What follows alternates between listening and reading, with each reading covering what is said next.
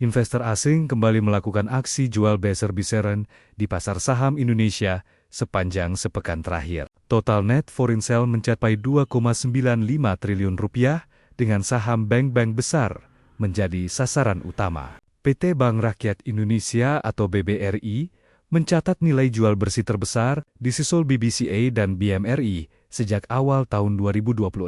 Total net sale investor asing telah mencapai sekitar 74 triliun rupiah. Aksi jual yang berlanjut juga menekan likuiditas pasar, ditandai dengan turunnya rata-rata nilai transaksi harian IHSG hingga 36% dibandingkan pekan sebelumnya. Selain saham perbankan, investor asing juga melepas saham-saham unggulan lain seperti Astra International dan Telkom Indonesia.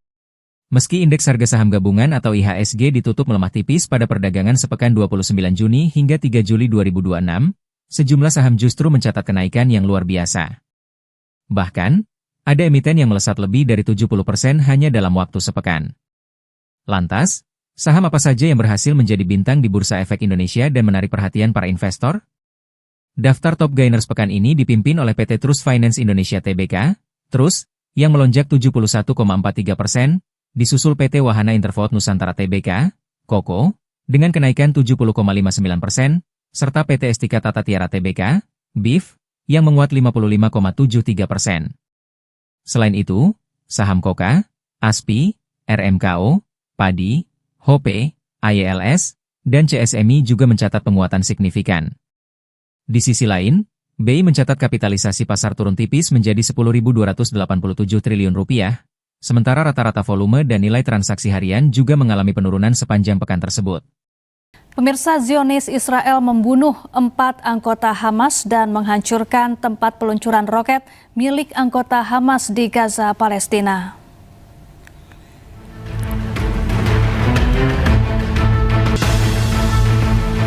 Dalam sepekan, pasukan Zionis Israel memburu pejuang Hamas di Gaza, Palestina.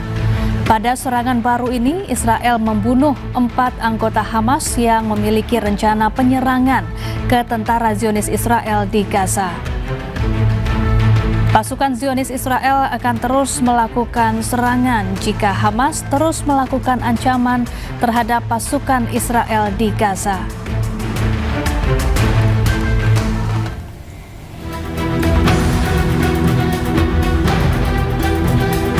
Sementara itu, Zionis Israel juga membunuh salah satu komandan veteran Hamas, Abu Faher, di Rafah, Palestina.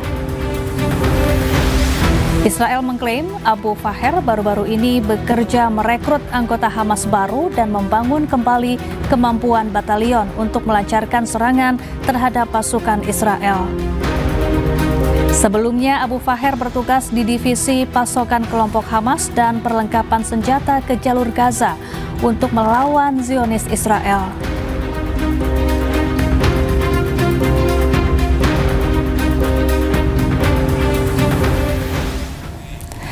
Perdana Menteri Israel Benyamin Netanyahu mengunjungi wilayah yang dikuasai oleh militer Israel di Lebanon Selatan. Kunjungan dilakukan usai Israel dan Lebanon menyepakati gencatan senjata pada Juni lalu.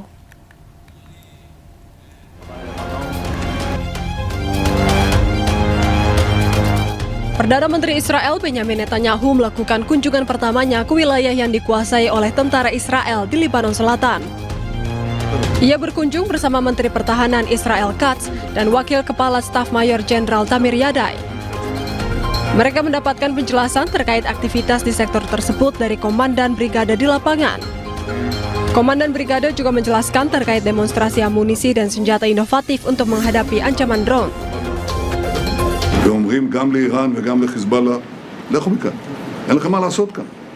שתי מדינות ריבוניות רוצות לעשות שלום ביניהם, רוצים להחזיר באמת מציאות של ביטחון ושגשוג. Padahal sebelumnya, Israel dan Lebanon telah menyepakati gencatan senjata yang mulai berlaku secara bertahap pada Juni. Namun hingga kini pasukan Israel tetap bertahan di Lebanon Selatan.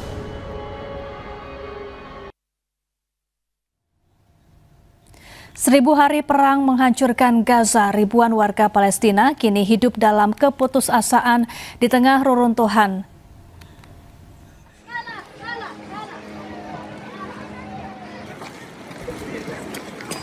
Perang yang telah berlangsung selama 1000 hari terus meninggalkan luka mendalam bagi warga Palestina di jalur Gaza.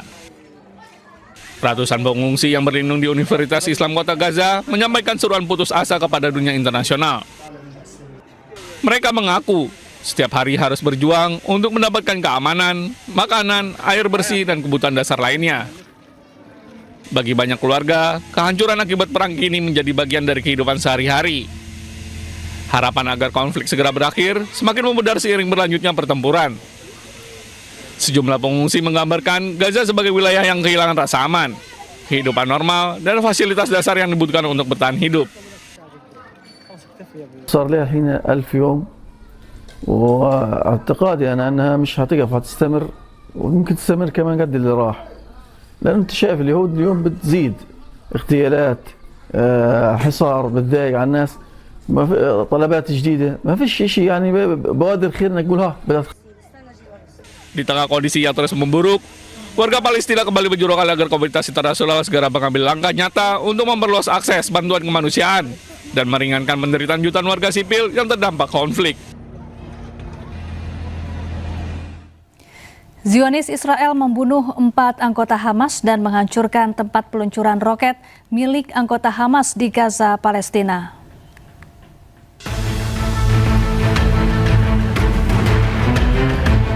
Dalam sepekan, pasukan Zionis Israel memburu pejuang Hamas di Gaza, Palestina. Pada serangan baru ini, Israel membunuh 4 anggota Hamas yang memiliki rencana penyerangan ke tentara Zionis Israel di Gaza. Pasukan Zionis Israel akan terus melakukan serangan jika Hamas terus melakukan ancaman terhadap pasukan Israel di Gaza.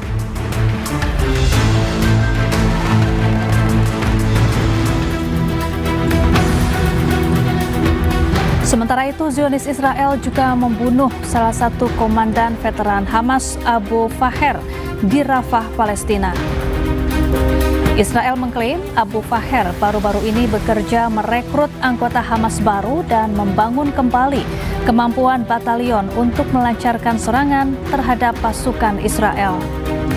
Sebelumnya, Abu Faher bertugas di divisi pasokan kelompok Hamas dan perlengkapan senjata ke jalur Gaza untuk melawan Zionis Israel.